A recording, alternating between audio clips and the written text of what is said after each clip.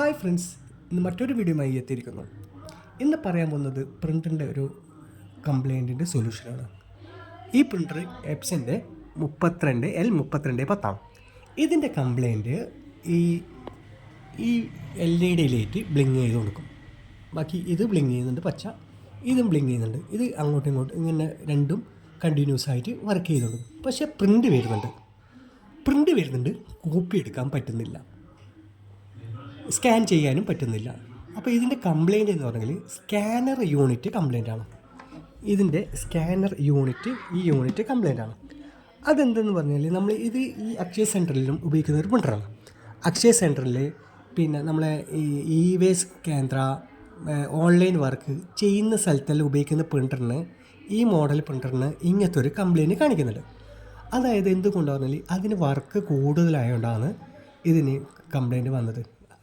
അപ്പം നിങ്ങൾ എന്ത് ചെയ്യണം പറഞ്ഞാൽ അതിൻ്റെ ഈ യൂണിറ്റ് ഇത് ചെയ്ത് കഴിഞ്ഞാൽ റിപ്പയർ ചെയ്താൽ ശരിയാവും.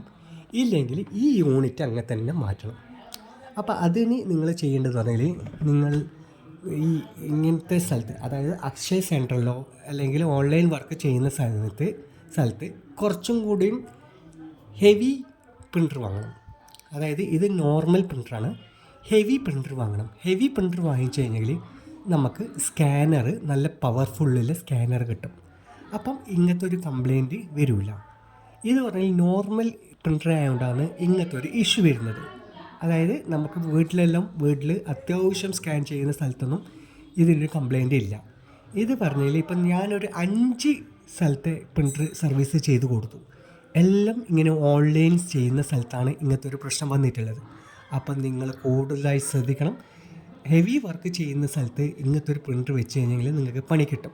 അപ്പോൾ നിങ്ങൾ പ്രിൻ്റർ വാങ്ങാൻ, അതായത് ഓൺലൈൻ സർവീസ് കൂടുതലായിട്ട് ചെയ്യുന്നവർ ഇങ്ങനത്തെ പ്രിൻ്റർ വാങ്ങണ്ട. ഇതിനെക്കാട്ടി ഹെവി പ്രിൻ്റർ വാങ്ങണം.